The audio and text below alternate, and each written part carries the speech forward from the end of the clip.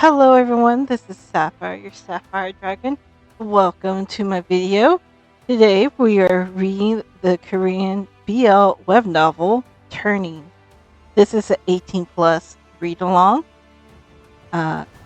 Be sure to grab your blanket, grab your drink, and if you're a minor, please leave. This is not for you. This is your warning. I don't know if this comes with warnings, uh, trigger warnings or anything. So be advised. I know, I'm pretty sure certain later on there's 18 plus scenes. I if I'm right, there's some graphic kind of scenes like violence and stuff. Um, but yeah, these are our main characters. This is our main character. Will be in his perspective a lot. This is, I think his name is Yuder, and this is Kashir, I believe his name is. You know, as you are.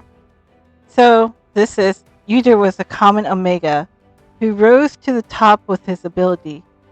When he woke up again after being falsely accused and executed, he was back 11 years ago before everything began. A chance to get back. He must not repeat the same mistakes he did before.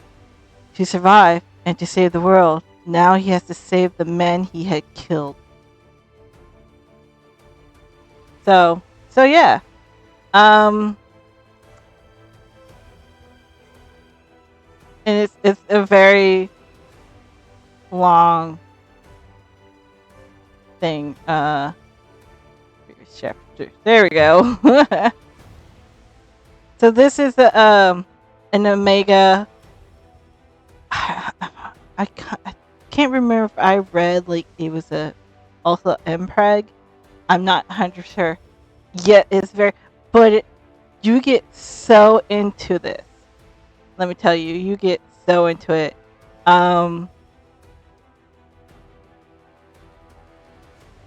Let me just make sure, like, oh, it's tiny. Let me see if I can stretch this a bit more so it's not so tiny. And then I might increase the font size for you guys. I know how, but no, okay. We'll just have to deal. All right. Since I know how the beginning of this is going to start, we're going to play some music. I'm going to turn down my desktop audio because music's kind of loud and you can still hear me good, right? I haven't played music, but my voice is still, yeah, still good. Okay. So we're going to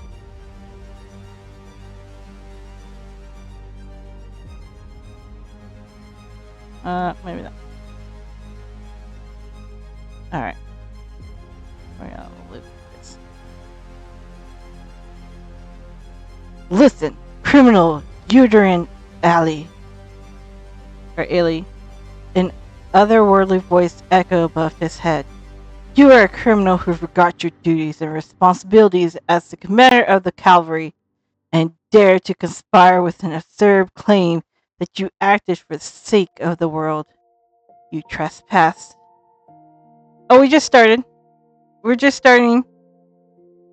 You're good. We're just starting. You trespass into the forbidden sanctuary, attempting to steal the world sphere. Do you acknowledge your involvement in the assassination of Duke of Paleta? 9 years ago? The destruction of Pearl Tower 7 years ago? The Red Field Rebellion 5 years ago? And countless other incidents that cannot be enumerated? When the truth was revealed, you shamelessly attempted to flee by joining forces with other countries. Yuder smirked bitterly to himself. The litany of accusations made him sound like a great criminal to be remembered in history. Was there anyone present who truly wanted to know the truth instead of just repeating predetermined answers? What they wanted to believe was not the unsettling reality that the world might be on the brink of collapse, but rather that everything would be resolved if they killed the humble, common born, half baked Omega who dared to conspire against them. That.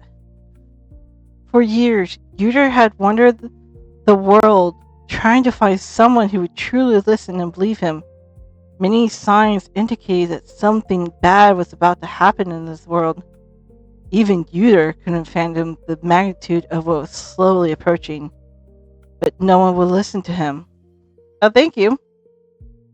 Yuder, with his eccentric and sharp personality, had no family or connections to keep drifting and kept drifting from place to place. He was deemed mad and completely isolated. Even now, he was alone. If only he had gone when the neighboring empire had beckoned, perhaps he wouldn't have ended up like this. With his remaining eye, Yuda looked towards the imperial throne on the distant platform. The emperor's seat was empty in his blurred vision. The emperor, who once whispered that he relied only on Yuder instead of his ministers, and ordered many tasks that couldn't be handled publicly, had turned his back on Yuder after his arrest. Instead, a person stood beside the throne, wielding a black thorn wood staff embedded with red magic stones. Not long ago, that staff belonged to Yuder, the cavalry commander's uniform he wore, and even the authority to stand next to the throne were all once Yuder's. At one time, that person had been Yuder's subordinate. The person who once dared not even meet Yuder's eyes had now usurped his position. The way the person held the staff was quite arrogant. Who was there to blame now? In retrospect, he had lost too much under the pretense of serving a greater good. He thought he would have no regrets even when facing death, but standing before it, he felt otherwise. Many things swirled chaotically in his mind. The stubbornness and pride that had sustained him, the countless tasks he still had to do, the unanswered questions, those who had departed before him, the future after his disappearance, and the face of someone he has forcibly suppressed all this time. ... There has never been anyone as wicked as this criminal in history, despite committing a heinous crime of attempting to use the Emperor's trust and the entire empire for his benefit. The criminal showed no remorse. The Emperor has fallen ill. Excuse me, music. You were supposed to not be doing that.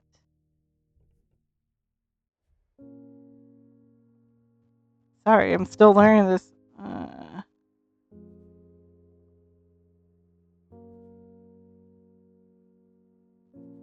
I'll have to maybe... Wait 1 second. Let me see something.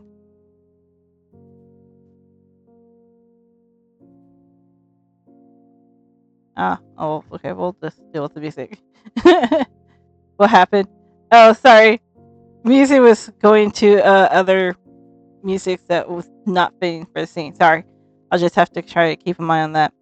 The Emperor has fallen ill from the shock of evaluating someone who knew neither honor nor responsibility to a position they did not deserve. Yeah, technical difficulties. Thus, a fitting punishment for the weight of his crimes was death. And today, at this very spot, he would be executed by beheading. Long live the Emperor's eternal blessing! That is all!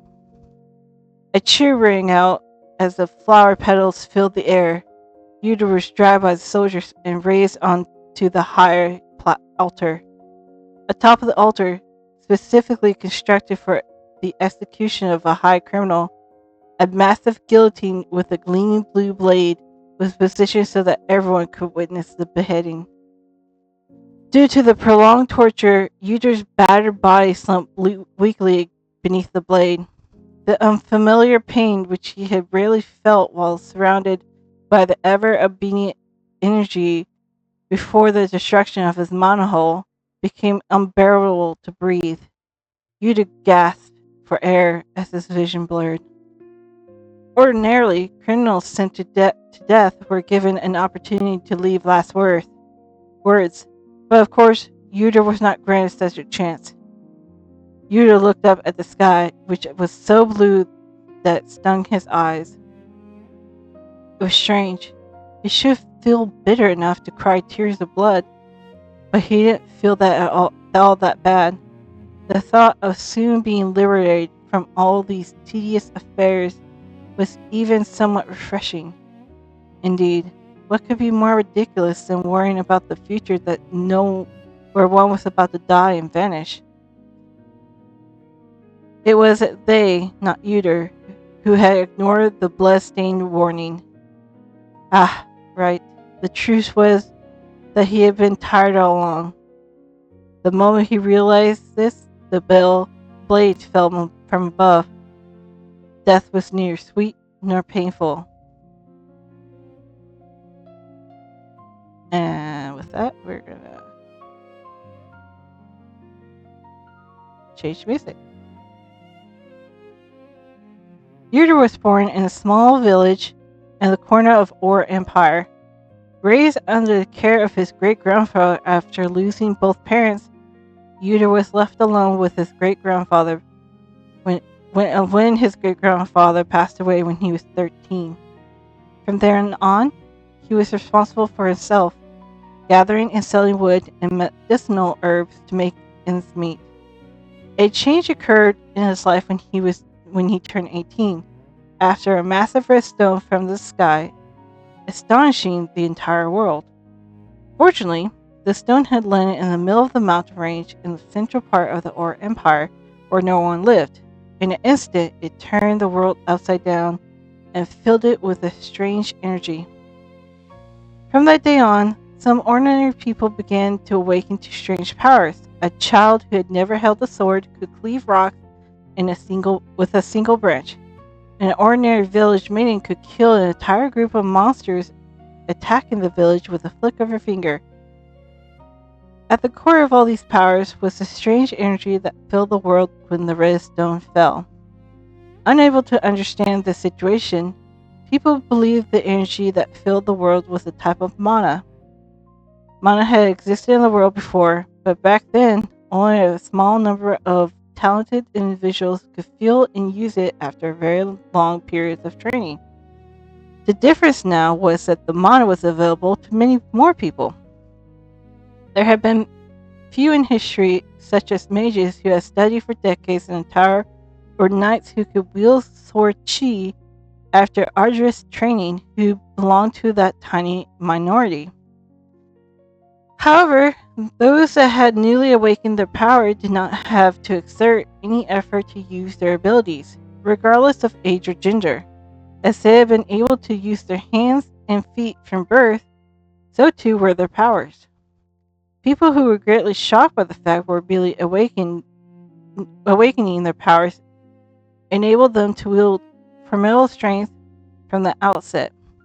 As a result, the world's structure, which had remained unchanged for over 1,000 years, began to shift. A tense atmosphere hung between those who held power and authority until then and those who had newly acquired their powers, the Awakeners.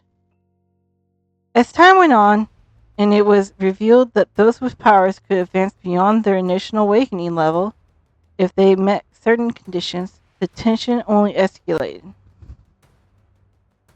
Okay, somehow I got it. Okay, that looped. All right, whatever. I was getting prepared. Leaders of various countries were faced with the dilemma of how to handle these newly empowered individuals. The Or Empire, where Yuder had lived, was one of the places that had chosen to establish a new organization by gathering those with power through a nationwide announcement.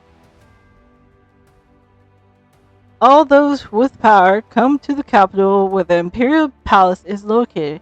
If you could prove the truth of your power and swear to use it only for the empire and the emperor, you'll be granted the right to join the cavalry.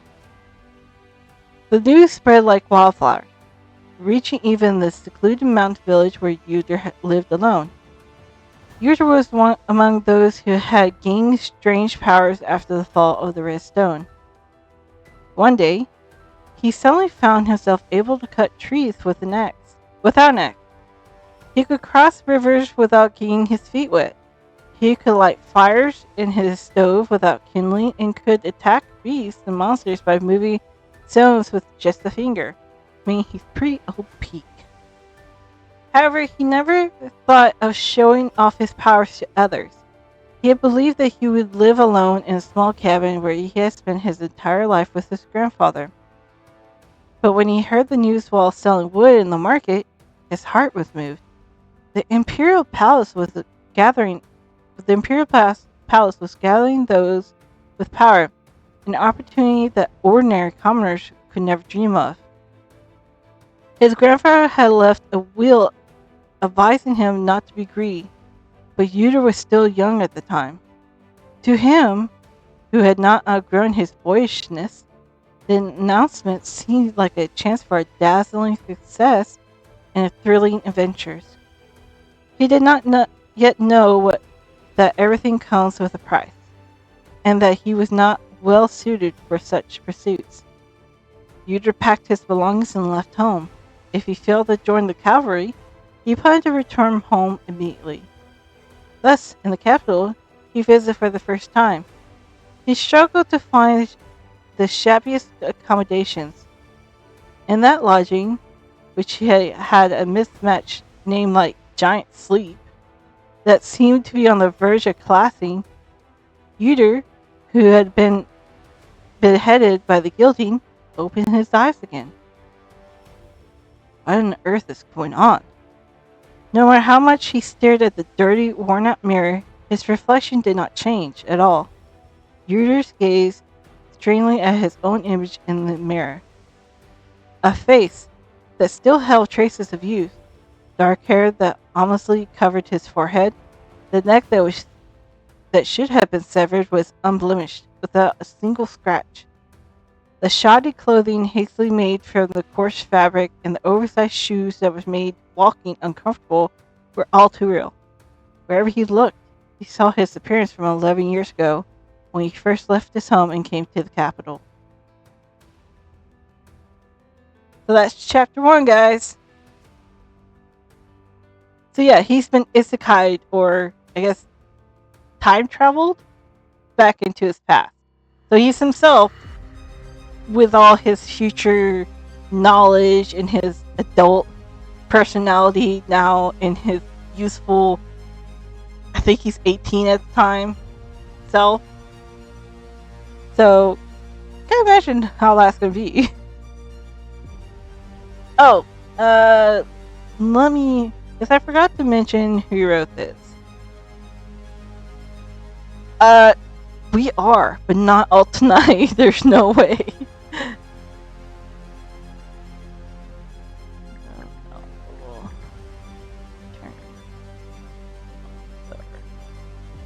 So the one who wrote Turning is author Q.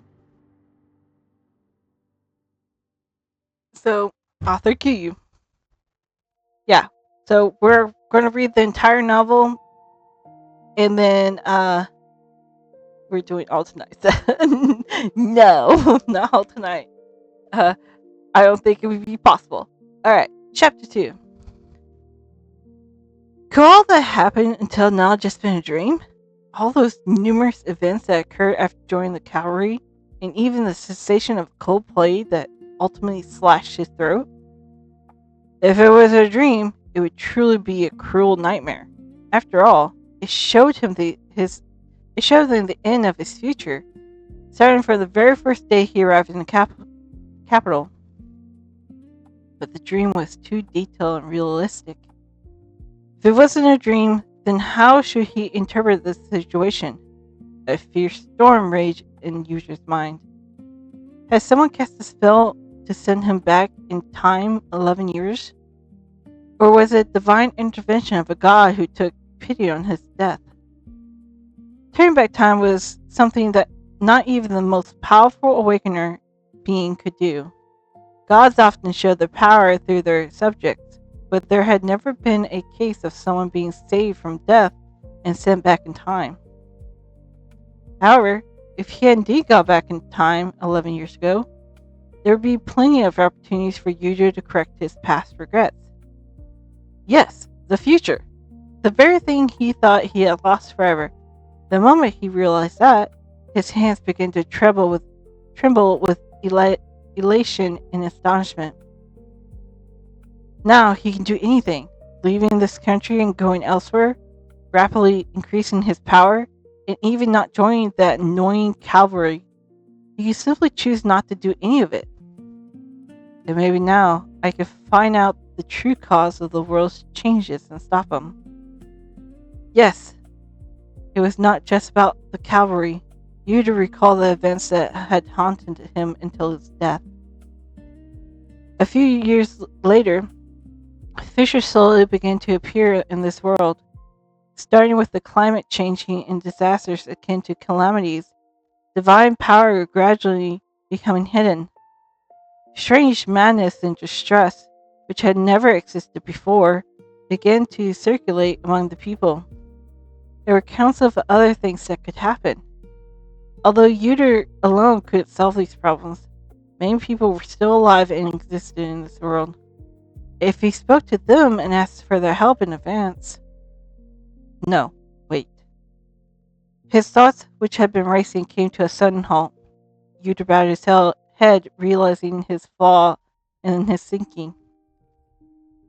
The previous Yuder had held a great deal of power and influence as the cavalry commander of the empire, but now he was nothing more than a young newcomer from the countryside who could actually listen. Who would actually listen to someone like that? No one would ever listen. The cavalry was the first system established in the Or Empire. It was possibly because the previous emperor, no, the current emperor, has shown a rather favorable attitude towards the Awakeners. No matter how powerful he was now, it would be difficult to receive the better treatment in any other country. After the establishment of the cavalry, it took a few years for other countries to begrudgingly realize that giving some power and status to Awakeners was far better than oppressing them unconditionally. After the establishment of the cavalry, it took a few years... Oh, I read that. Sorry. And there were places where, although similar organizations were belatedly established, it was too late in an irreversible rift that had formed between the ruling class of the country and the Awakeners. Such countries, unable to properly manage even the third-rate founded organizations, had plunged into the path of civil war. As a result, the Or Empire cavalry boasted a more powerful status and fame than any similar organization. Yuder, the leader of the organization, was always the subject of admiration and envy wherever he went. Yuder, recalling the past, briefly lowered his gaze to the ground. He didn't want to dwell on those times. Anyways, there's no better place than this now, and the more suitable people to help with the events that will happen in the future are here. Yuder knew that the magnitude of the power circulating in his body was not much different from when he had just awakened 13 years ago. With this level of power, he could perform miracles that ordinary people couldn't even dream of. But he was still no match for the archmages of the Pearl Tower, who had been digging a single path for a long time. It was an unchanging truth that those with great power were less likely to listen to others. Yuder, who had experienced this firsthand, knew better than anyone. To to persuade words to persuade such people to find and prevent the cause of a disaster in the future that had not yet occurred, it required power and position. Yes, let's join the cavalry first. I can start the rest after meeting certain conditions. Yuder quickly accepted his reality and decided to dream of a better future than before. The reduction in the size of his power and returning to a commoner with nothing was not a hindrance to him. He had regained an invaluable asset called time. The most important thing that was he had returned from his terrible future and was staying here now. That was all that mattered. Oh, I gotta move my light. It's bogging me. It's bogging me? It's bothering me. Okay, that's better. Where was I? Okay. Yuder organized the information he remembered and thought about what he had to do in the future. Spending days and nights locked up in the inn room. It was the morning of the third day since he realized he had returned 11 years ago into the past that he finally stepped outside his room. Hey, new guest who just checked in. The innkeeper said you had power, right? As he was going downstairs to wash his face, someone called out to you. Someone called out to you from behind. Are you here to take the test at the Imperial Palace? Me too. It's convenient to have colleagues to share the information with, right? Shall we introduce ourselves? Turning, Yuder involuntarily widened his eyes. It was someone he knew. More precisely, it was someone from his past. Red hair and striking green eyes typical of someone from the south. The flamboyant appearance that reminded him of a rose stood out. Thanks to being a member of a once prominent family, even though they had fallen, he had quickly become a well-known figure among those who passed the cavalry test with Yuder. He remembered the man having a considerable talent, but after joining the cavalry for just a year, he was dispatched to suppress a monster and ended up dying in the accident. Many said it was a waste of talent. Like, poor guy, joined for a year and then gets off real quick. Talented, but apparently not talented enough or not trained enough, not ready. My name is Gakane Baldwad. Baldwad. I'm sorry, I don't know how to pronounce these words. These names, you have to. I mean, there's not only like official that I can look it up and say, oh, that's how you say it. This is me guessing of how things. And you? Yes, that was his name. Yuda quietly opened his mouth while looking at the face of the man, as vividly shiny as it was in his resurrected memories. Yuder. Good, Yuder. I'm going to have breakfast now. What about you? He had met Gakane. Had he met Gakane before? Yuder tried to recall. It had been 11 years, so his memory was hazy. But he was certain that he had crossed paths back then. Ah, that's right, we did. While preparing for the cavalry test and staying in his room, Gakane had visited him once and greeted him with similar words. At the time, Yuder had almost no experience interacting with strangers and had rejected Gakane's outright. Gakane left, looking embarrassed, and they barely saw each other until Gakane died. Back then, Yuder had disliked dealing with strangers, especially when he didn't know when he would be returning home and what kind of ulterior motives they might have. The first encounter with the huge capital had brought Yuder, who had lived alone in the quiet mountains, more discomfort and weariness than positive feelings. However, looking back now, Yuder thought that Gakane might have been a pretty decent person. Despite knowing that Yuder was a commoner without a surname, oh, that's another thing. If you're a commoner in this world, you don't have a surname unless you gain a position of rank. then you get a third name. Or you come from a prominent family.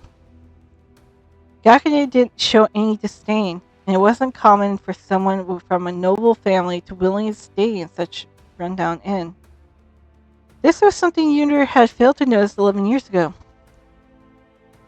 What was this billiard again? I only remember that it was quite impressive, but I can't recall the details. Alright. Yuder decided to learn more about Gakune while having a meal with him. After all, Gakune was the first person he had met since returning to the past, and that held significance. As they talked, the hazy memories of the past became clearer.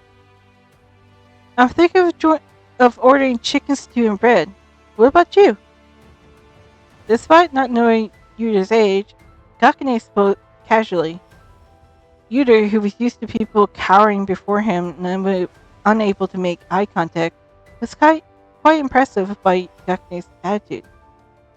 I'll have the same. Great! You won't regret it. Hey, we'd like to order. The dish Gakune ordered lived up to his promise and was quite delicious. It was impressive that the meal had such great taste, considering it was from an unknown ingredients in a run-down inn. How is it? Tasty, right? Gakune asked with a cheerful smile. Yuder nodded while scooping up stew into his mouth. It's been a long time since I had something worth eating. I tried all the dishes here, and this combination is the best. They put a lot of meat into it, and the bread is freshly baked every morning, making it chewy. I'm glad to have found a companion. It had been a very long time since he thought something was worth eating. It was an unfamiliar feeling. I'm from the southern region of Yunnan. I came here a week ago. I was worried about making acquaintances before taking the test, but I'm glad I met you. Gakune is so precious. Gakune was quite social.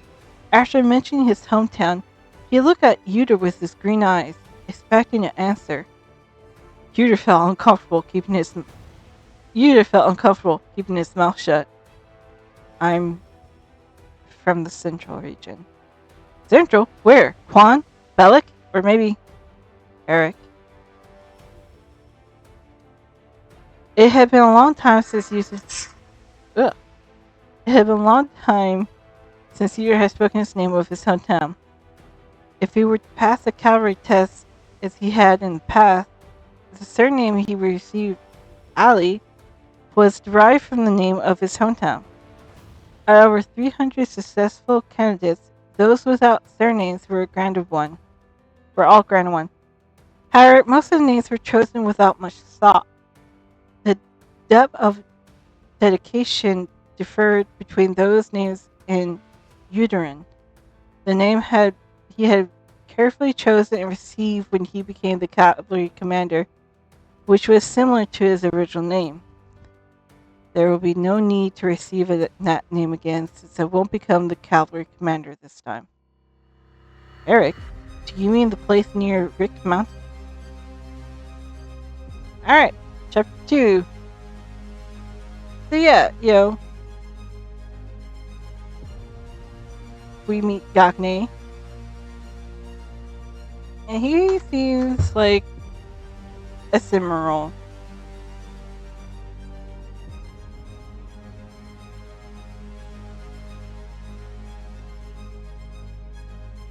Alright, chapter 3. Eric, you mean the place near the Rick Mountains? Gakune, who had no idea what Yuder was thinking, was merely surprised at the mention of his hometown name. You know it? How could I not know it? The Red Mountains is where the red stone fell. That's right. Yuder chuckled. Although he hadn't seen the scene where the red stone fell, he was quite familiar where he had lived. He had heard the sky turn completely red and the deafening sound that seemed to shake the heavens and earth. Back then, he didn't know that the world wasn't really coming to an end and was shocked by the event. In fact, the small village where Yuder used to sell timber was severely affected by the aftermath of a redstone falling, or the falling redstone. Uh, Did you, by chance, see the redstone? Since he only heard the rumors about it, Gagne asked, unable to hide his curious expression. Yuder unknowingly nodded and recalled the past events. Really? You saw it? Uh, Gagne jumped excitedly, gasping for breath. His face turned red with excitement. Yuder realized he should have said he hadn't seen it. Blah. On. Gagne jumped excitedly, gasping for breath. His face turned red with excitement. Yuder realized what he should have said, that he hadn't seen it 11 years ago, but he had already nodded his head. I heard the Emperor's Knights had set up camp to prevent anyone from entering the area. So how did you see it? Did it fall near where you live? What does the stone look like? How big was it? Wait a moment. Yuder hesitated for a moment, unsure of how to respond. Had he seen the redstone? Of course he had. However, that was when he joined the cavalry, which at this point was a future event. The stone was collected personally by the then cavalry commander or cavalry leader after the establishment of the cavalry, and afterward the archmages of the Pearl Tower refined it, removing impurities for a year. Since then, the stone had been called the World Sphere, a name given to it because it said possessed the power to support the world. His moon darkened at the thought about the stone, which had provided the crucial reason for his death. I didn't get a good look at it, as you said, the knights were guarding it. But you must have seen something, or you wouldn't have said you saw it, right? Gagne was persistent, and his determination to hear the story was evident. If it has to be a secret, I promise I won't tell anyone else. I swear on my sword, on the holy war, on my mother's name, whatever you want me to do. Had Gagne Baldwin had been such a person, you felt this faint impression of Gagne crumble significantly. Yuder had such high esteem for Gagne, and then it's like, oh, he's like a kid. Well, there goes my image of this noble. No matter how dignified his appearance, he was still a young man, unable to contain his curiosity. Yuder sighed softly and opened his mouth quietly. It's not something worth hearing such an oath. It's not something worth hearing with such an oath. If it's not that great, you can tell me. You're so persistent. You'll learn about it after the passing of the cavalry test anyways. After thinking that, you recall the fact that Gagne was already dead by the time the redstone had been collected and returned to the world sphere. Suddenly, he felt a sympathy for the young man before him, finding him a little pitiable. Hesitating, Yuder opened his mouth. It's an ordinary stone on the outside. It's no ordinary from any other stone in color or size, being only about the size of a fist. This much he could say without any problem. Gagne's eyes widened at Yuder's word. Let me take a drink because I need to hydrate.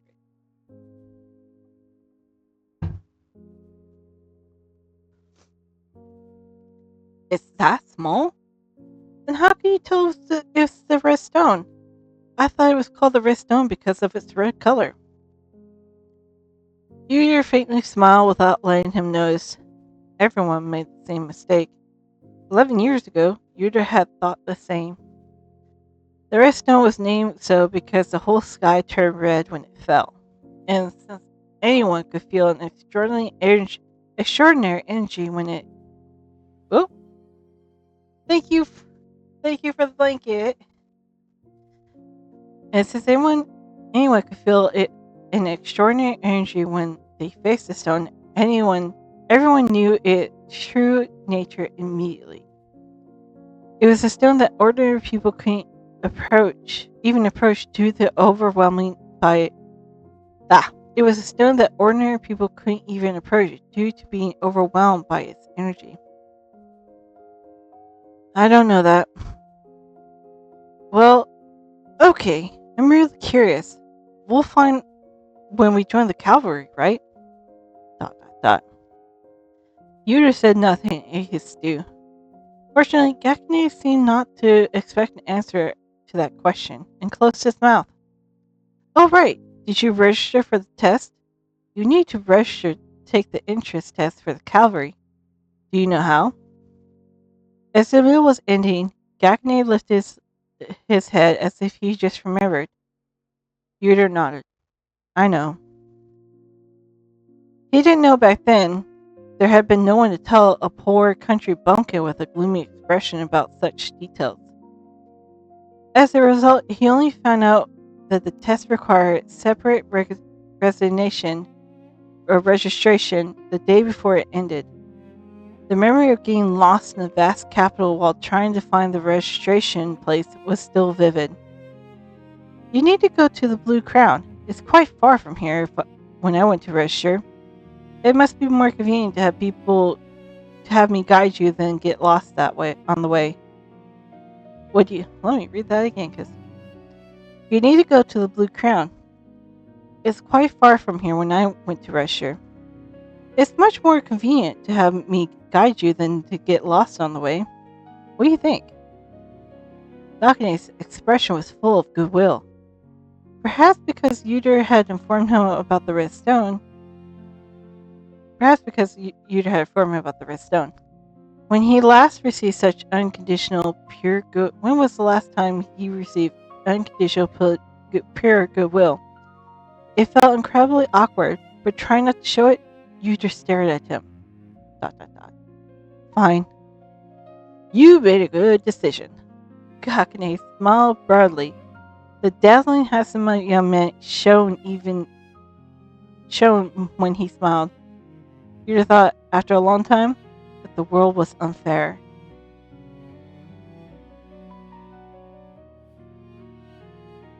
The Blue Crown was not far from the Imperial Palace. It was mainly a place where administrators responsible for public affairs worked. In truth, the building had a long official name, Parkamanilitilia Hall.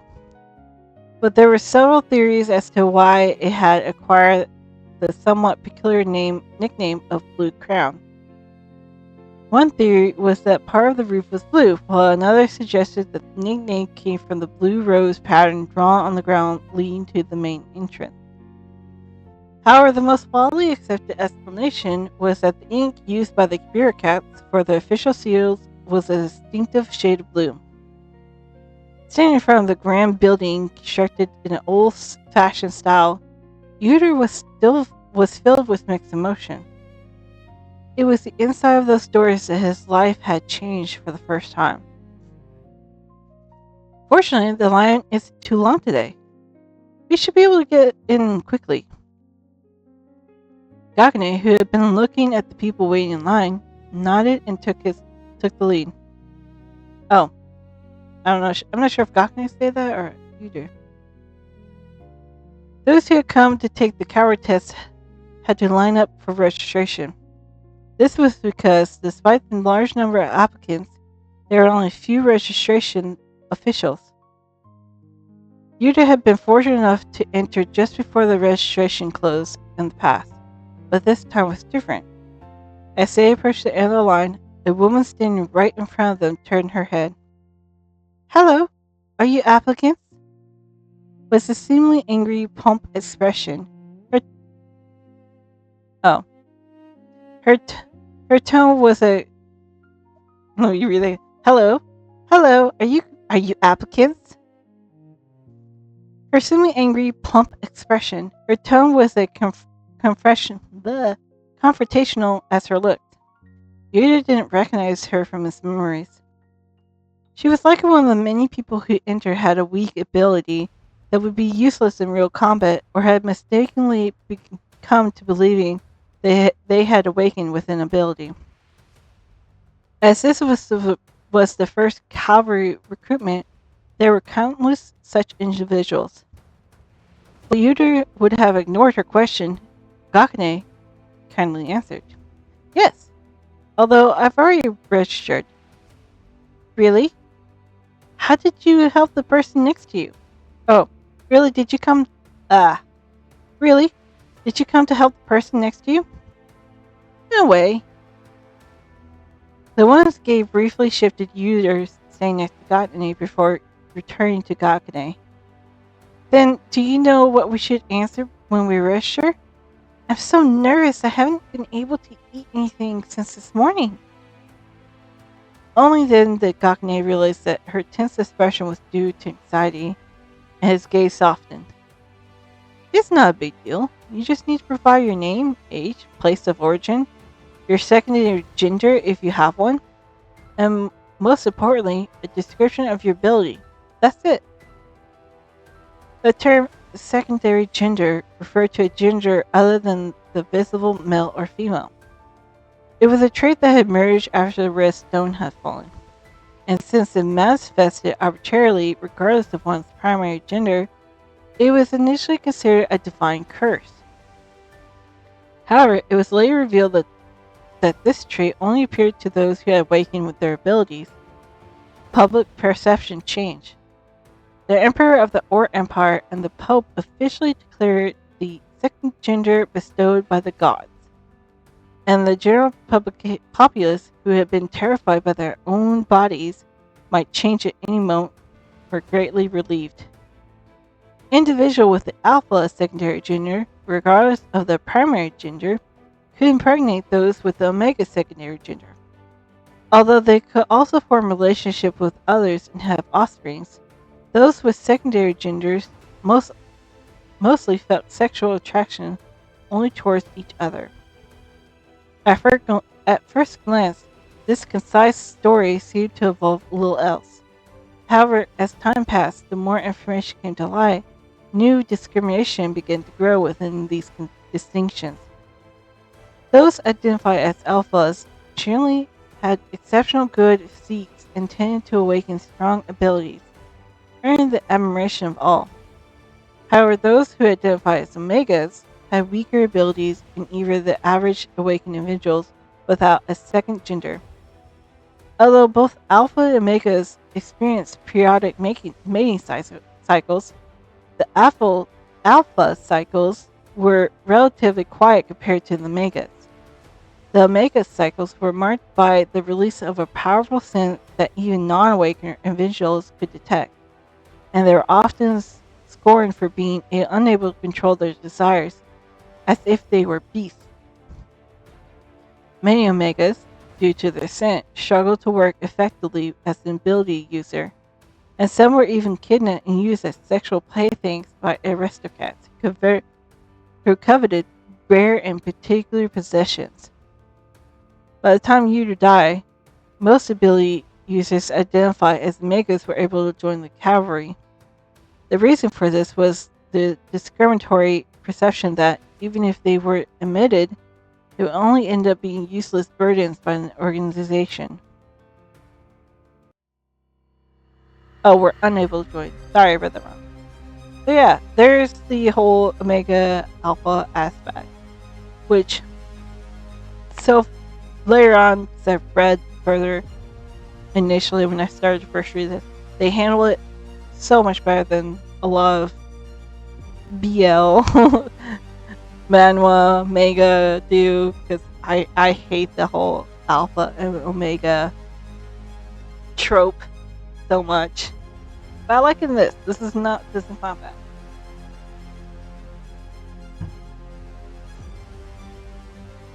Alright. You'll see. Chapter 4.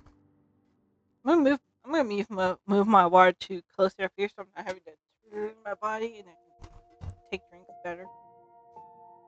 because I don't need to move my mouse around. Let me increase the font a little bit. Make sure this is still visible for you guys. Hold on. Oh.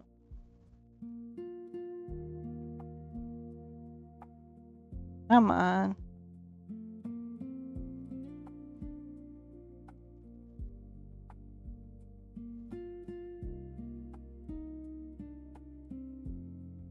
All right, there we go.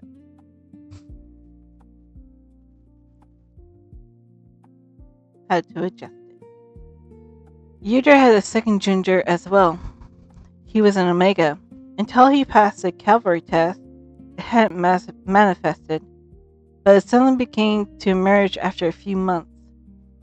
There have been countless people over the years who looked down on Yuder, being Omega, for being the leader of the cavalry. Among the Wagoners, there were many who refused to acknowledge him.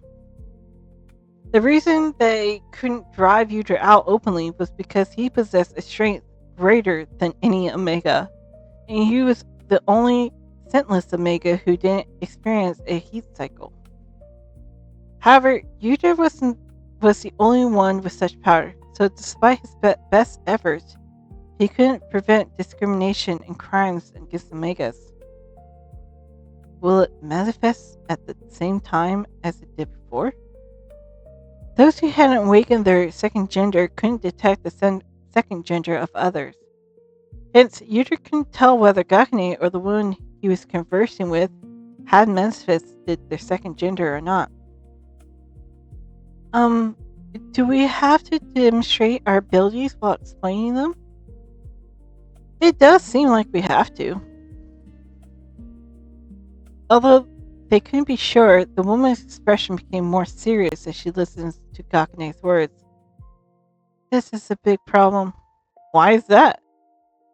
My ability, well, it requires some preparation. The results aren't immediately visible either. Is there such an ability? I've heard most abilities were visible, like magic or swordsmanship. Gakune tilted his head, but Yuder had no doubt in her words. It was an obscure fact that among the initial awakeners, there were a few with unique abilities, but there were various types of abilities out there. In a few years, the number of awakeners would increase, and more people with diverse abilities would appear. However, such ability users were very rare, and since they usually didn't have the ability to protect their bodies, they often died quickly. If she was a proper ability user, but encountered an official who didn't understand her ability, she might have been denied the application altogether. Yuder's son found himself interested in this one. What's your ability? Started by Yuder's son's question, the woman turned her head. She hesitated, she hesitated, but eventually answered obediently. I can read the information of whatever I touch. Information? Information? How is that possible? Well, for example, when I hold an object, information about it suddenly enters my head. If it's a book, I know who wrote it and what it contains or contents are. But it's not always possible. Only when there's significant information to read. There's hardly anything to read about newly created objects. And the older and more information rich something is, the longer it takes. That's about all I've figured out so far. Wow! Kakune's mouth fell open. It's a special mixture of belief and doubt. Can you read people too? I've never succeeded in that. It's true. You could read sincerity in her eyes, but words can be fabricated. It's the perfect ability to be labeled a liar. She probably couldn't even apply and was rejected in the past. An ability to read the information and objects she touched. At first glance, it was hard to grasp how extraordinary that ability was. But what if the ability could evolve beyond its current level? What if it could be what if it could read people, nature, and eventually be even things that were invisible to the eye? Everyone would desire it. It would become more than impressive. It would become a terrifying weapon. Depending on who wielded it, it would have the power to kill or save people. As Yuder considered this, he suddenly recalled some information he had briefly heard and forgotten about in the past. Come to think of it, a few years ago, there was a rumor that the king of Durvan had attained an awakening that could who could read the future. Duvern was a vassal state of the Or Empire, sharing a western border with it. Because the king's claim of having an awakener who could read the future, Yuder, who had been anxious about the increasingly darkening world situation, had sent a member of his cavalry to investigate. However, the only information however the only information the return member reported was the awakener who could read the future had died. Entangled in Duvin's political strife, and the awakener's origin was the Or Empire. At the time, Yuder had thought it was only really. At the time, Yuder had thought that if there really was an awakener who could read the future, they wouldn't have died so meaninglessly. And he dismissed the information as false and forgot about it. But if there was someone like the woman in front of him who could read an object's information, perhaps there had really been such a person. Perhaps she can only read the past at the moment, but if her ability developed, it might become possible for her to read the future. Yuder needed information. He needed far more information than what his past self knew. To do that, it was necessary for people with abilities like the woman in front of him to join the cavalry. Yuder glanced at how many people were left in line. There's still about 7. That's enough time. As he was rummaging through his pocket, he felt something familiar. When Yuder pulled out an old bracelet from his pocket, both the woman and Gakne looked at him in surprise. What's that? Read this. The woman hesitated. She took the opportunity, abruptly off her bracelet. Me? But I told you, my ability doesn't work on everything. Huh? The woman hesitated. The woman who had been speaking suddenly stopped. Yuder saw the aura-like energy emanating from her entire body. That confirmed it. She was indeed an awakener with the power of the breathstone. The person who made this was an old man. Your grandfather? That's right. I see. About 7 years ago, you received it just before he passed away. Yuder. Yuder? Is that your name? Instead of answering, Yuder just faintly raised the corner of his mouth. Your ability is real. I told you so. But the officials probably won't believe it. At Yuder's cold remark, the woman's expression hardened. Gakne opened his mouth as if to say it was unfair. Yuder quickly continued before they could react. So when they ask you to explain your ability, don't tell them what you told us. Just say it's an ability with tremendous destructive power. What? What are you talking about? The men and women tilted their heads in unison. The officials only accept applications. They won't bother to test abilities that seem difficult to verify indoors. In fact, depending on how you use the information you've read, it could be an excellent ability to destroy enemies, so it's not a lie. When you actually take the test, just explain to the examiners that your ability properly, and ask them to bring you an old object to verify your ability. For now, let's just make sure you successfully submit your application. If you don't even apply, you won't have any further opportunities. Yuder's voice was almost monotonous and incredibly calm. However, the content of his words, such as the words spoken in such a composed tone, contained a sharpness no one had expected.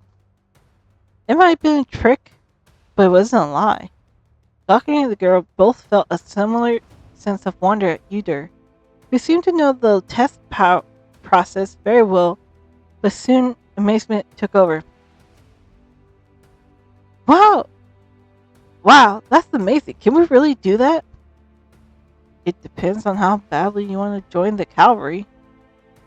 Yuder would never have said such a thing in the past, but having gone through the same process as them, becoming a member of the cavalry, witnessing all the world's irrationality, and then coming back from the dead, his perspective had changed. To Yuder now, Cockney and the girl felt very young, newly awakeners of this cavalry that he needed to take responsibility for. There were people whose future he couldn't predict, so they still had potential. His kindness was born out of necessity. Ah. But on the other hand, it felt a bit bitter that he hadn't completely escaped the mindset of a cavalry commander. Well, you're right. The officials are just registrars, not the examiners. If we can't even submit our applications, we won't have any more chances. Cockney patted Yuder's shoulder with an admiring expression. The girl's appearance lost in thought for a moment before nodding her head as if making up her mind. I'll do that. Thank you for the advice. I didn't introduce myself earlier. My name is Kana. As you read earlier, this guy is Yuder, and I'm Gakane Baldawan. I hope you successfully apply and get accepted to the cavalry and meet again. At Gakane's words, Kana smiled. Her face was visibly more relaxed. That would be nice, even if it's just to talk. Next, please come in. Finally, a voice called Kana's turn. Suddenly, there was no one else in front of them.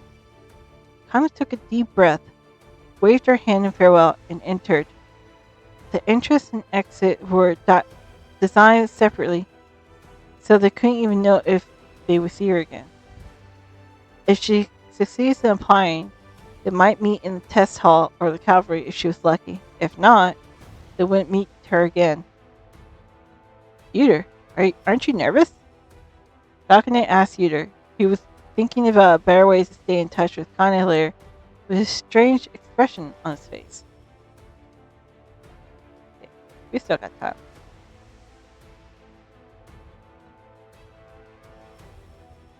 And so Yuder right now is just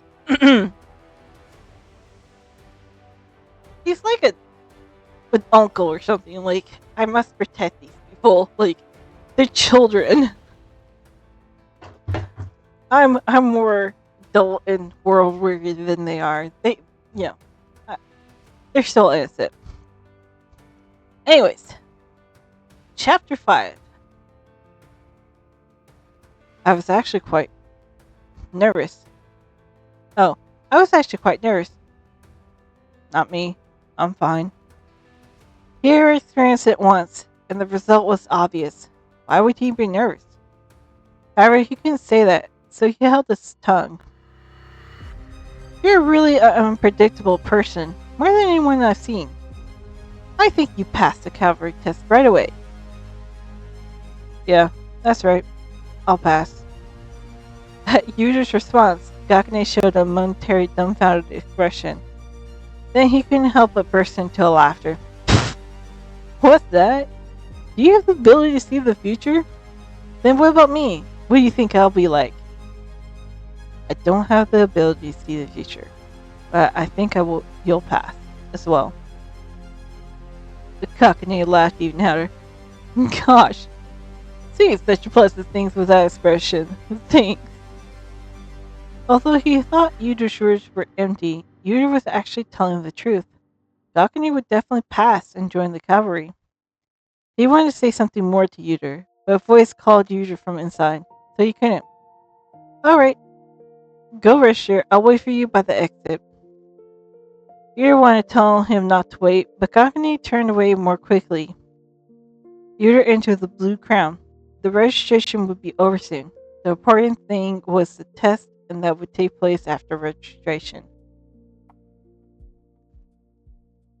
Due to a large number of people waiting to join the cavalry, the tests were not held on the same day. The tests were conducted over 3 days within the Imperial Knights compound for those who had completed the registration, and the results were determined immediately after the tests were finished. Yuder was scheduled to take the test on the last day, while Gokne took the test on the day before. Judging by his absence from the inn, Gokne had passed, just as before. Yuder, carrying a simple bag on his shoulder, left the inn. The Imperial Knights compound where the tests were held were not far from the inn. The training ground within the compound, surrounded by several tall buildings, was the location of the cavalry's entrance. Yuder noticed some familiar faces among the tense expression of the people circling the buildings. They were the faces of those who had passed the test. Number 423, it's your turn. Many people were called into the building. Now it was Yuder's turn. He leisurely walked into the building, which was unchanged from his memories. Though now was the test was barely held by borrowing one of the Imperial Knights' training grounds, a few years later, the position of the Imperial Knights and the cavalry would be completely reversed. Ordinary people who made up most of the knights could not beat the Awakeners with innate talents. The cavalry, gaining the Emperor's trust, thrived and eventually took over half of the buildings that once belonged to the Imperial Knights, as well as half of the newly built buildings, displaying their prestige. Number 423. Following the guide into the examination room, Yuder faced the 5 examiners. I'm going to change the music up real quick. Give me 1 second.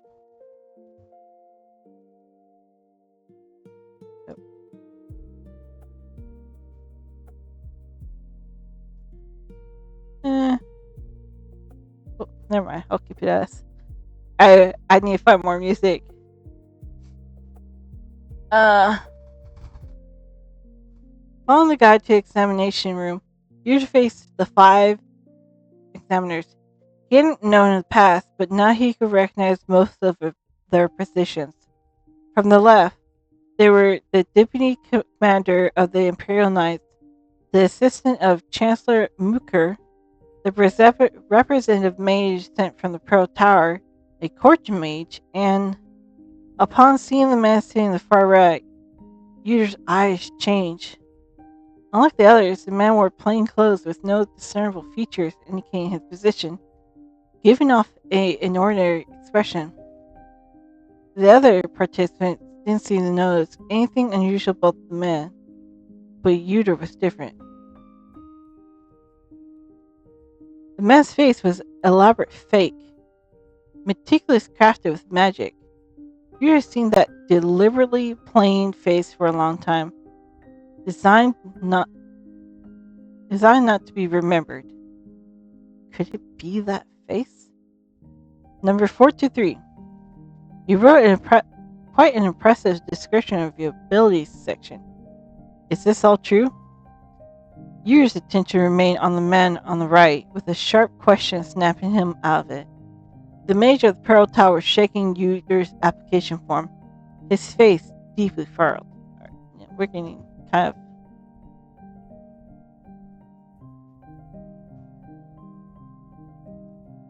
getting close to that, so we're changing it. Where was it? You can imbue a sword with both fire and water?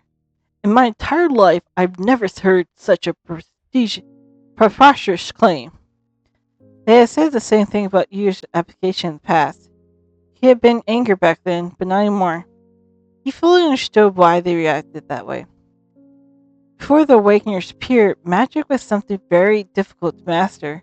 One could barely accumulate mana in their body after rigorous training and use it through a complicated process. Using magic even once was extremely cautious and challenging.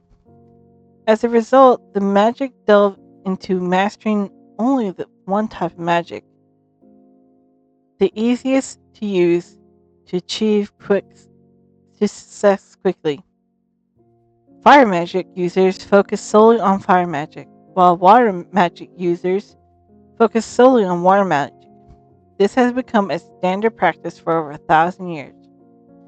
Learning magic of different attributes simultaneously took too long to become accustomed to manipulating mana, and more importantly, the mana accumulated in the body could clash, posing a severe risk. Thus, a mage using more than one type of magic was almost considered a far-fetched story found in only novels. Of course, that was the story before the Awakeners appeared.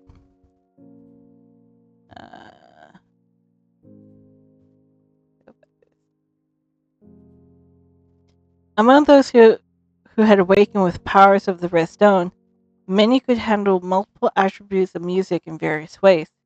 While their proficiency and power varied greatly, it was undoubtedly a phenomenon that shattered existing common sense. Among them, Yuder was the best of the best.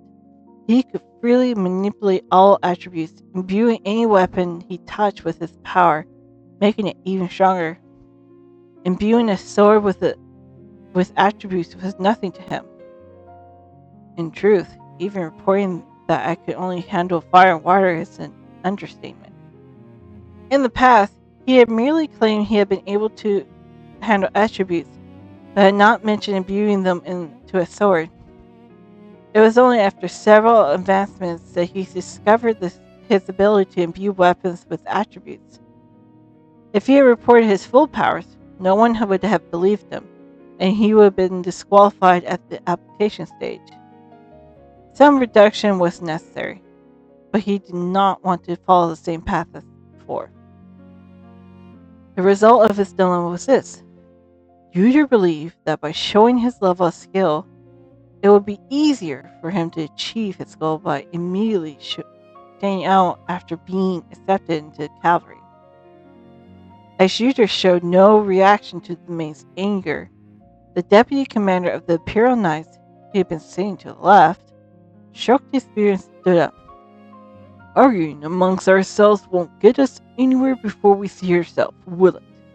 So, if what you say is true, show us. Make us believe convincingly.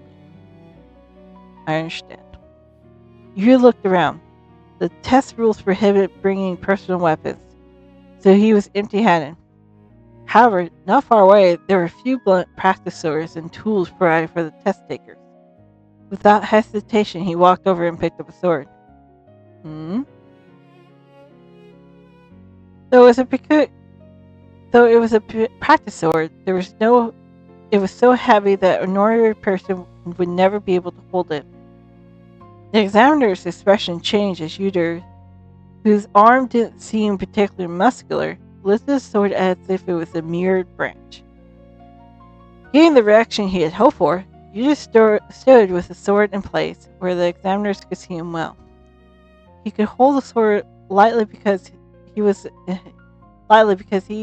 an ability user who could manipulate the forces of nature at will. Not only the 5 main elements, but anything that came from nature could be moved by Yuder as if it was its own limb. Most weapons were made for iron, so it was only natural. As a result, when he was captured and tortured, he had been disassembled, first by piercing the manhole beneath his navel, the most significant weak point and vital spot for an awakener to use their power. Even when he was about to die, his arms and legs were crushed, and he was tied up with ropes made from monster tendons, which were not natural existence. Like, that's that's pretty bad. They destroy his monocore, crush his limbs, and then tie them up with something that was not natural because they feared his abilities. Like, that's pretty bad. Um, Even when he was about to die, his arms and legs were.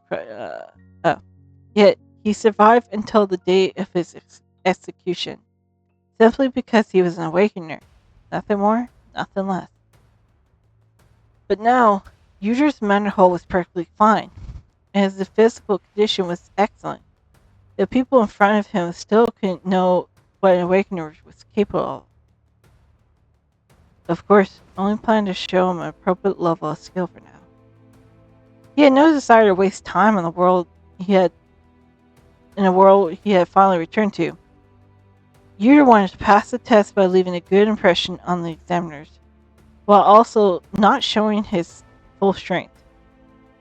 As he thought this far, Yuder's gaze drove back to the man sitting on the far right, wearing an ordinary fake face. I'll begin now. Yuder raised the sword. As the examiners' gazes were all fixed on the tip of the sword, he slowly gathered energy. Although it felt like a long time since he had last done this, the method was as natural as breathing and imprinting in his mind, so he wasn't confused at all. He grasped the energy flowing around him. Then he wished to transform it into fire and applied it to the tip of the sword he was holding. It was challenging to explain how natural it was for Yuder, but that was roughly the process. In an instant, the blade enveloped in flames, making a crackling sound. The heat was much harder and redder than usual, so the examiners could feel it with genuine fire. Yuder slowly swung the sword down from the top to bottom. It might have looked simple, but the power behind it was far from insignificant. Its sparks fell with the sound of the wide wind being cut. Several examiners jumped in surprise, retreating backwards in their chairs.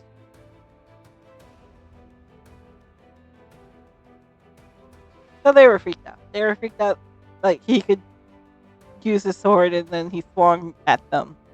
Not at them, but he made swinging gestures.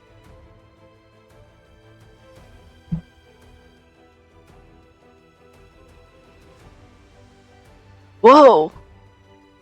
It was an act that made them forget their dignity. But no one could blame them. The sight was astonishing. Next was the water. Yuder changed the energy surrounding his sword. Then the fire melted in an instant. A swirly stream of water wrapped around the entire blade. A sound similar to a whirlwind echoed faintly throughout the room. Holding the sword, Yuder swung it around several times and then slowly advanced. I'm figuring we'd do chapters up until like when I normally stop. So depending on how fast I read this, this might be the last one, or we might go to the next one.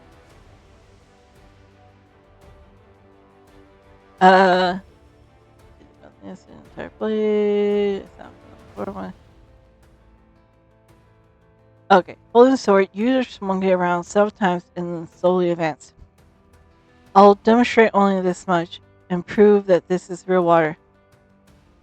Does anyone want to touch it? Oh, someone's going to want to touch it. Yuder watched as the examiners hesitated between preserving their dignity and fear. People are always afraid of what they haven't seen before. They might have seen sword masters who envelop their swords with energy and aren't midgets who wield elemental magic before. But when the two were combined, even something familiar suddenly felt strange. The examiners were all speechless. No one dared to volunteer. Just as Yuder was about to withdraw the sword, the examiner seated at the far right spoke up for the first time. It was the man who was wearing a magically altered face. If no one else will, I'll do it. No, you mustn't. You're.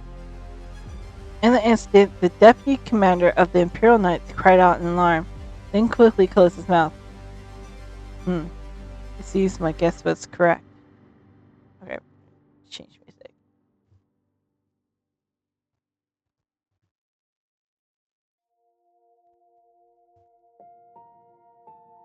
Although the deputy commander had barely managed to restrain himself from revealing the examiner's identity, his reaction only served to further confirm Yuder's suspicion.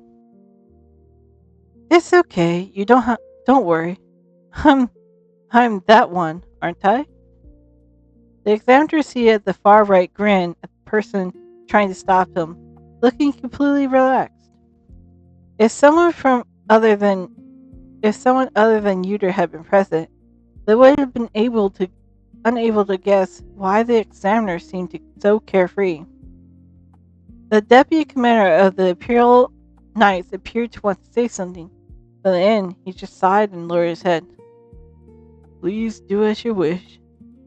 Well, I intend to. Something interesting has finally come along, hasn't it? The man who had fearlessly reached out to touch the water-encased sword and the one trying to stop him might have appeared insignificant if not for the fact that one of them was the deputy commander of the Imperial Knight. To those who knew, the situation held a different meaning. The Imperial Knights were mostly composed of high-ranking nobles. Only those born into families that served the imperial family for generations and had practiced diligently with the sword since childhood could pass the difficult exams and ascend to the highest ranks. Naturally, promotions only occur when one demonstrates both skills in noble lineages.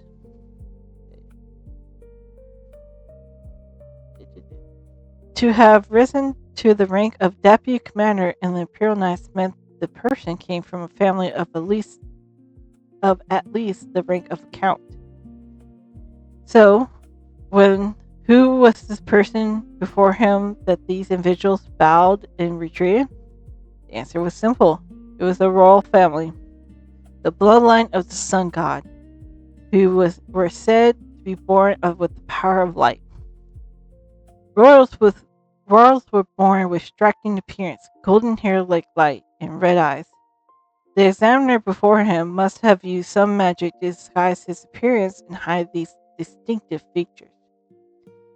In the world, there existed a transformed magic that was created for the use of such situations.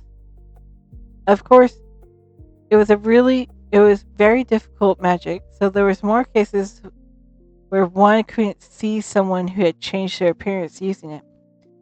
However, Yuder had once known a member of the royal family who freely wielded that magic. That mysterious royal who frequently changed his appearance.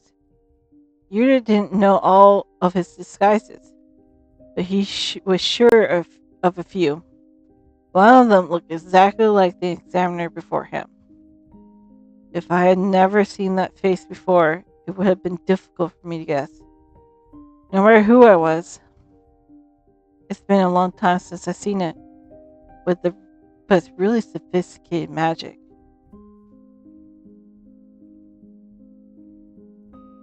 That person was none other than Yuder's predecessor, the first commander of the cavalry, Duke of Peleta, Kashir Laor.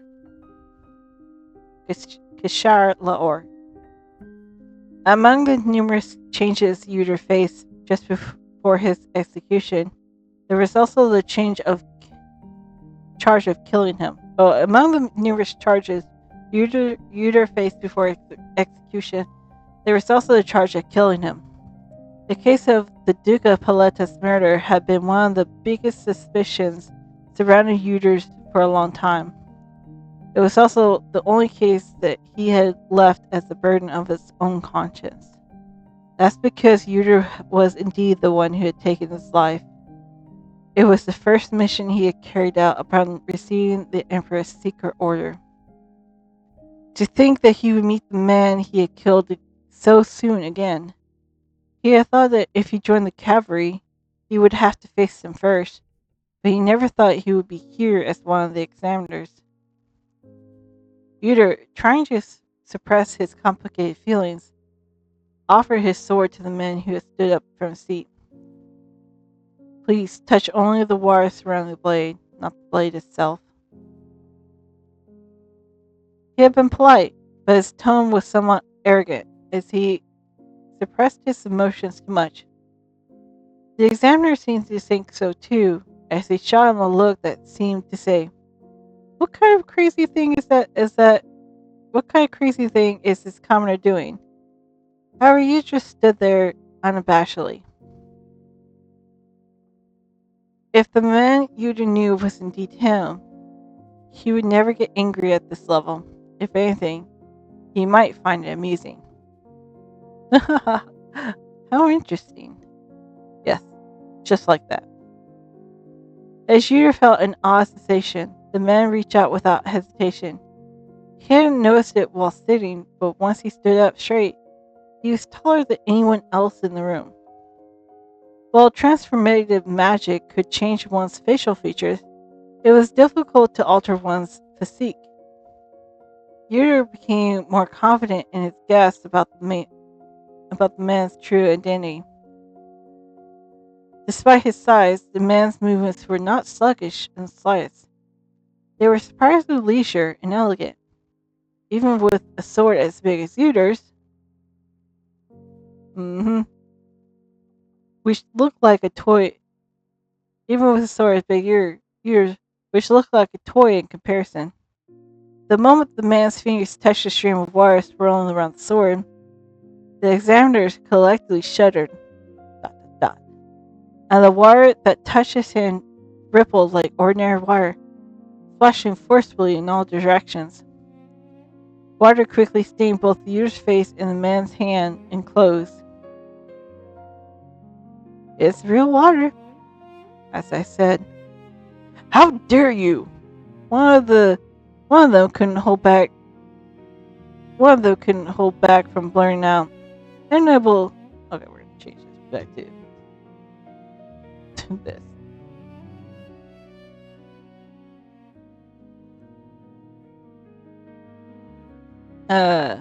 One of them couldn't hold back from blurting out, unable to bear listening to Yuder's words. The man in front of him raised a hand and squinted, and he quickly closed his mouth. Yuder looked directly into the eyes of the man, who seemed to find him interesting as he looked down at him. Red pupils, like the genuine jewels hidden behind a mask of ordinariness. The sight of those red eyes, which he thought he had eradicated forever with his own hands, shining vividly before him, felt both unfamiliar and strange. Had he felt this way when he first saw him in the past? He wasn't sure. He couldn't remember. Interesting. Impressive ability. Fearless, too, considering your power. Would I fail if I had no fear? Yuder ignored his words and only said what he had to. The man listened to Yuder and gently smiled, the corner of his mouth curling upwards. "No, of course not. We can't miss out on talent like this." "Thank you." Yuder withdrew his energy from the sword. Now, all that was left was to head to the lodging where the successful candidates would stay. Number 423. However, just before exiting the door, someone called out Yuder from behind. The man with the red eyes was smiling. "I'll remember you. See you soon. Or see you again." Of course they would meet again. He was, after all, the commander now. Yuder felt regret that he couldn't respond to the man's words as he pushed the door open and went outside. The number of Awakeners who passed the first ever recruitment after the establishment of the cavalry was 330. It was a remarkably large number, but it was a natural occurrence since it was the first recruitment. During the first round of recruitment, they didn't yet know how to classify those who had awakened their powers or what kind of people were needed for the cavalry.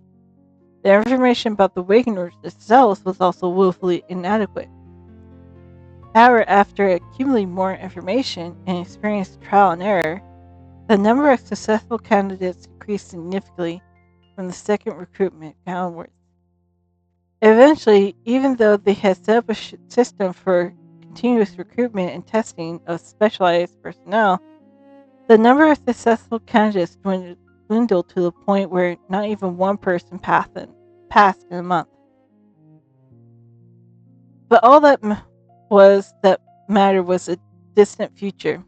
The faces of the first successful candidates were a mix of joy and nervousness as they gathered in a huge indoor training arena. That was the only place where a group of 330 people could gather all at once. The commander will be here soon. Everyone, maintain your formation and stand at attention. Managing them was not Awakeners, but the Imperial Knights. It was a newly formed group with no structure, so it couldn't be helped. The Knights couldn't help but cast disdainful glances at the assembled cavalry members. In their eyes, the Awakeners were nothing more than mysterious, lowly people of no clear identity.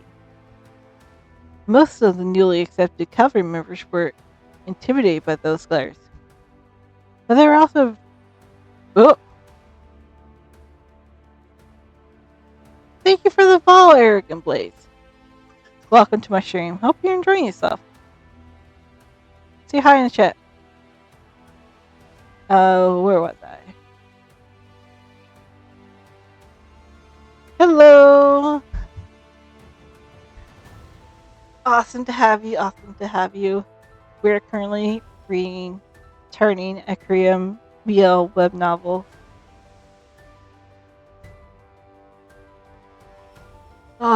So I will be posting this up on YouTube.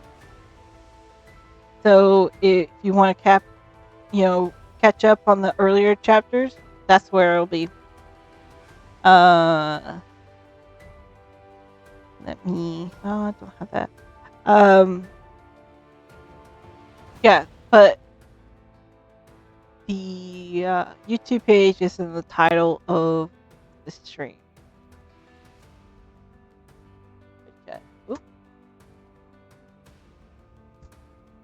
Okay, cool. All right, and then if you want to join my Discord, we'll get you the Discord at some point, probably before I end the stream. Anyways, where was I at? Eventually, they thought, sure, the Knights couldn't help but cast this. You're welcome. The Knights couldn't help but cast disdainful glances at the assembled cavalry members. In their eyes, the Awakeners were nothing more than mysterious little people of no clear identity. Most of the newly accepted cavalry members were intimidated by those letters, but there was also brave ones who brushed them off with a snicker. Look at those gazes. They would die instantly if I waved my hand. Right? They look like they die after taking only 5 blows from a sword. They all act superior because they're nobles. Weak and repulsive. They don't know their place. The blue-haired man and woman whispered so loudly that it seemed like they wanted others to hear. The stern-faced knight, holding his spear, turned beet red. He gritted his teeth, but he couldn't say anything due to the situation. Seeing this, the new members who had been intimidated regained some of their confidence. It was the same scene Yuder had witnessed in the past. Hen and Finn, siblings.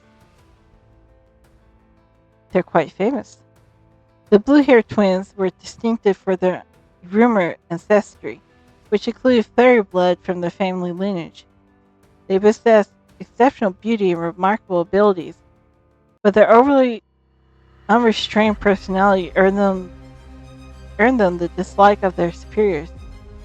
Eventually, they were said to have left the cavalry after only a few years and returned to their hometown.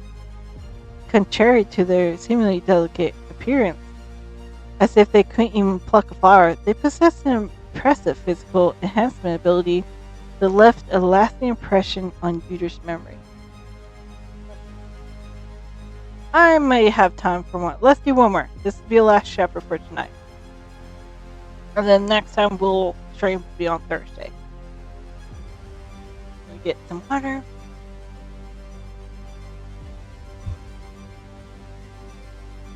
As the atmosphere became somewhat relaxed, everyone naturally aligned themselves into rows. Yuder spotted a distinctive red hair not too far away. It was Gakane. He didn't notice Yuder yet, but it was slightly amusing to see him constantly looking around as if searching for something. The commander is entering. Everyone, stand straight. Finally, someone stood on the prepared platform at the front of the train ground amidst the noise outside. A few knights followed him in, as if escorting him, but only one stood on that platform. A tall man with shining blonde hair, red eyes, and a white uniform instantly captivated everyone's attention. Just as his presence alone made it feel as everything around had lost its light. Nice to meet you all. I am Du Palette Kashir Laor. A man whose very existence was like the sun itself. That was the true face of Kashir Laor. Kashar Laor, without using transformation magic. All 330 members of the cavalry corps and the Imperial Knights who could not take their eyes off of Kashir. He glanced around slightly as if to confirm that everyone was looking at him. You saw his red eyes flicker ever so slightly when their eyes met, but he didn't show any reaction. As you can see, I am a member of the Imperial family, born with the power of the light, and a duke at the same time. But does that matter to you? No, it doesn't mean anything here. Kashir's voice echoed through his face, making it feel like it was bewitching. Only the Imperial Knight seemed confused and embarrassed. And a bug just fly in my face. What the fuck?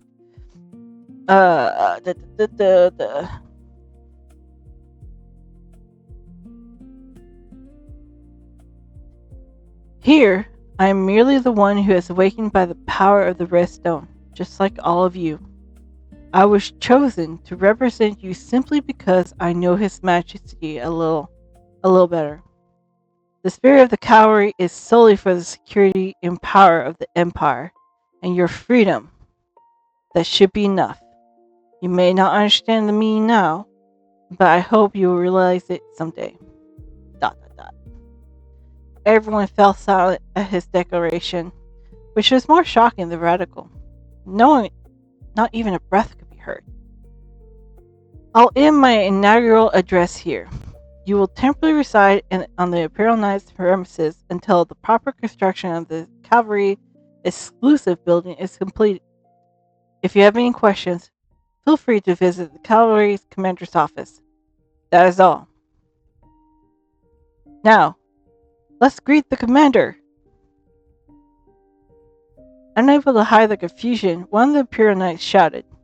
The inexperienced new recruits, who didn't even have a proper way to salute yet, each gave their own individual greetings.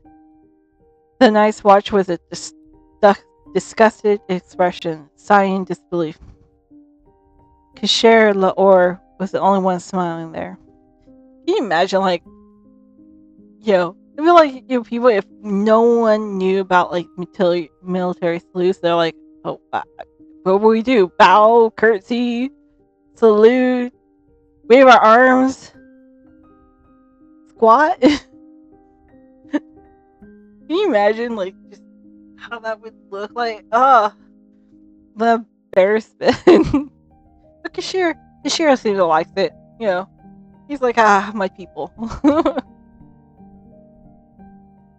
The commander, huh? It's quite an odd one. After the shocking inauguration ceremony, the cavalry members were guided to a temporary housing building.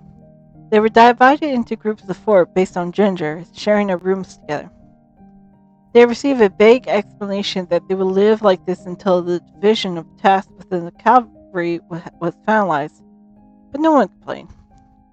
That was because sheer inaugural dress had been so shocking, and their curiosity about meeting others with the same abilities for the first time in their lives was immense. Yuder! I knew you passed! Yuder finally spotted Gakune among the new recruits, running towards him like a puppy that had found its owner. I passed too, and so did Kana. Have you seen her? Gakune's ability to quickly switch from formal to informal speech and become friendly was surprising. Also, people who don't know, when he's talking about formal to informal, it's like a lot of Asian cultures, where certain words in your tone when you address someone of higher ranking or who is superior to you, who's got more experience than you, positions higher, you talk to him formally, or if you just knew him. And generally, you kind of have to establish like a friendship or, be on the same level, same age to talk informally to him. So you're just here going, man, he's supposed to be this noble. He should be talking like I'm the lesser person, like formally, because I'm a commoner, and he's just, hey, bro, what's up, kind of deal.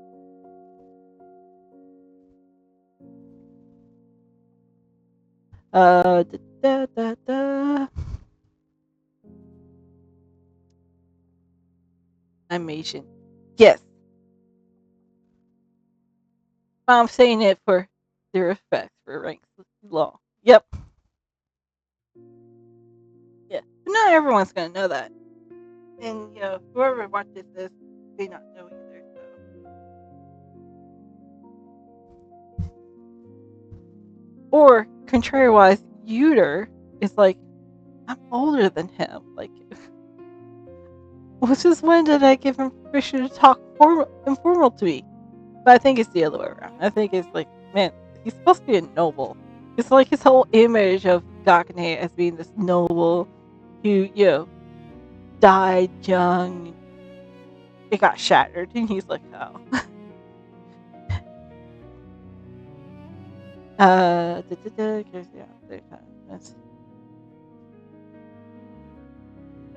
uh, Fran was surprised. When Yu shook his head, Gakune happily patted his back, saying he'd be able to greet her soon. It's amazing that all 3 of us passed. It must be thanks to your blessings. Which room are you in? Yuder glanced at the paper in his hand. His accommodation was in room 36 on the 3rd floor of the building. Seeing this, Gakune let out a small cheer. We're in the same room! I wonder who the other 2 are. Well, we'll find out when we get there. Yuder didn't care who he shared the room with, but Gakune seemed to feel differently. He couldn't hide his excitement, having never shared a room with anyone like this before. It feels like we've really become knights, living together, training together. Doesn't it sound fun? ... Fun, huh? He recalled the most difficult times in his memories. For about a month after he first joined the cavalry, he was pushed to the brink of death. Back then, they hadn't yet developed standardized training methods for each ability wielder. Kishar had rolled up his sleeve and experimented with the early recruits to create a system. Thanks to that, the next recruitment round, the cavalry had a somewhat structured organization. Things probably wouldn't be much different this time. Even if Yuder was in Kishara's position right now, he couldn't think of a better way to establish a newly formed cavalry system. He see if Gakane could still call it fun after a week. Returning, so he's like, man, he don't know. He don't know. He's in for a rude awakening of how fun this is. Um, Returning to the past wasn't bad, but the thought of going through hellish training again wasn't pleasant. After all, Yuder knew best how to develop his own abilities, and there were hardly any physical methods involved. He's just like, I don't give a shit. Like, do it. He's like, I know how to do it. I don't need to work out. Like, fuck. But he couldn't explain that to Kishar, so he had to endure. Signed, Yuder arrived at the room to find two men who had shared the room with them had already arrived. Are you two our roommates? A skinny, freckled man asked nervously. His name was Juan, and his ability allowed him to move at speed that made him nearly invisible to the naked eye. I'm Juan, and the other guy is Kurga. Kurga. You look at Kurga, who was shamelessly lying on the bed. He looked more like a bear than a human. In fact, his ability was to enlarge his body and maximize his combat abilities, so his appearance was fitting. Although Yuder had seen both of them in passing and remembered their faces, they hadn't had any real conversations to their unremarkable skills. There was a stark difference between Yuder, who had quickly become the leader shortly after joining the cavalry, and the ordinary awakeners. In the past, Yuder didn't have the leisure to pay attention to the others with lesser ability. Yuder's focus had always been on becoming stronger and protecting his own body, and since strange signs appeared in the world, his focus shifted to discovering and stopping their cause. But this time was different. He had learned through death that he couldn't solve the problem alone. So he decided to broaden his attention to those around him and never become the leader of the cavalry again. I'm Gakane, and this is Yuder. I have the ability to summon my shadow whenever I want, and as for him, come to think of it, Yuder, I didn't know what your ability was. Yuder finally remembered the quite useful ability of Gakane Baldewald, which he had thought of before. Right. He could summon a doppelganger through his shadow, using it for communication or combat, and was highly rated for it. I can imbue my sword with fire and water. Fire and water both? Quite impressive. The others widened their eyes at Yuder's words. They would probably be more surprised if they knew he was capable of even more, but it wasn't the time to reveal that. Alright, let's get along from now on. Yeah, you too. After exchanged greetings, they divided the beds in areas to use. Many of them had anticipated group living before joining the cavalry, so there were no conflicts.